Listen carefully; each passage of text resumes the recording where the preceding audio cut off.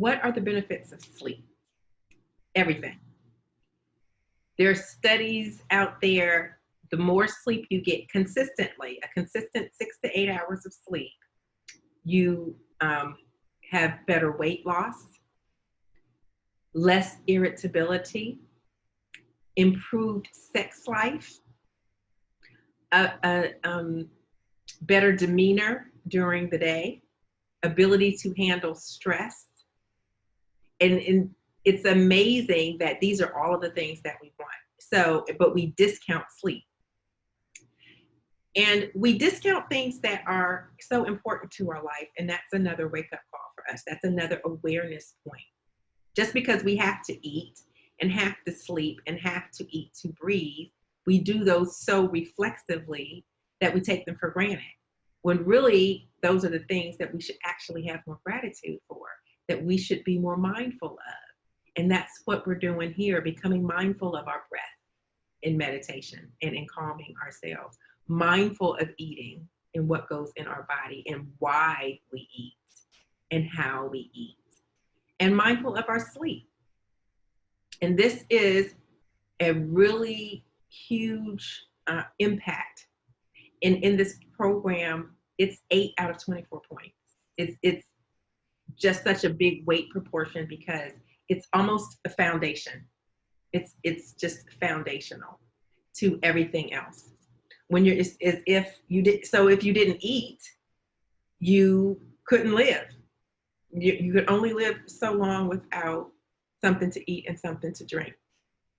Again, some of these are foundational, and we know intellectually that we should be doing them. We already know what we should get exercise and we should do these things, but we don't understand or know it in our being as a practice and a way of life.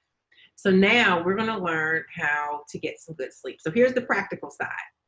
There's 5 stages of sleep, and they each last about 2 hours, 90 minutes to 2 hours.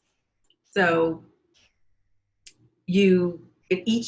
each cycle, not each stage. So there's 5 stages in one cycle. There's the light sleep. It's about 5 or 10 minutes, and that's when you're calming down and your heart rate is going down. There's a deeper level that you're starting to really heal. Your body is starting to relax.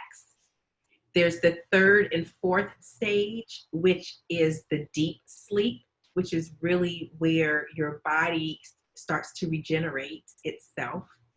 And then there's the REM stage, that rapid eye movement, which is really where your mental restoration comes in. So you need this entire cycle several times, and you really want to wake up at a time where you've completed a full cycle so that you don't wake up in the middle of one and feel somehow incomplete. The problem is if you're waking up in the middle of the night, or if you're only getting 4 hours of sleep, you're maybe only getting 2 full cycles, and you should be getting 4 to 5 cycles. And of course, all of those benefits that we talked about, they're going to go down the tube. So it's really important. And even for taking a nap, if you're going to take a nap in the middle of the day, because of how these cycles work, it's recommended to only take like a 20-minute nap. So you're still in those first 2 sort of light stages, because if you go much further, if you end up in that 3rd and 4th stage, that deep sleep, and you have to wake up in the middle of it, you're going to be grumpy.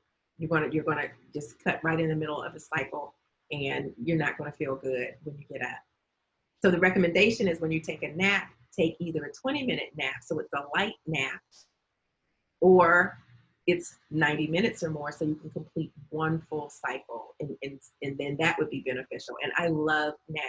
That is when I have self-care, a nice Sunday afternoon, I love to take a long nap, not just on the couch. I'll go get into bed.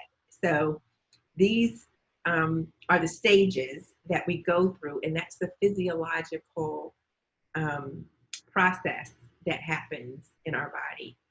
So much can come from each of these intentions, and as you can see, you just can add one on the other onto the other, and by the end of the 10 days, you have a full sense of health and well-being.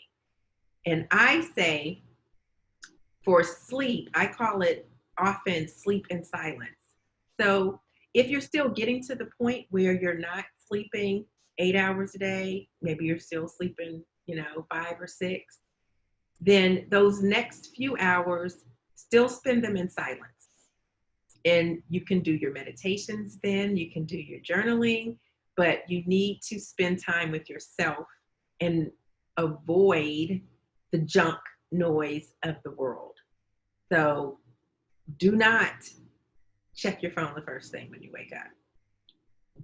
I mean, if you have to look at the time, that's one thing, but do not start checking your texts and your emails and turning the news on and all of this noise that will block you from the time that you need with yourself to wake up in a calm, loving manner and begin your day in control and on top of your emotions and your thoughts, your body, and your spirit. That's so that you can let that great spirit come through. We know growing up, we had to take naps. Our parents made us go to bed early. These things don't change when we get older. But when we have control of our schedule, for some reason, we just throw all that to the wind. These things are still important. They're just as important for adults as they are for kids. And kids need to sleep more hours, maybe 10 hours, but we recognize that importance and we have to recognize it in ourselves. And it will elevate your entire day. You know what it's like to wake up refreshed versus waking up tired. It's horrible to wake up tired. I went through a period of depression, through divorce and through car accidents and just everything. And I was not sleeping. It was the most horrible time. And just the daily stress of the activities is enough. But when there's no sleep or foundation to back it up, it is a heavy, heavy burden. And I wish I knew then what I know now.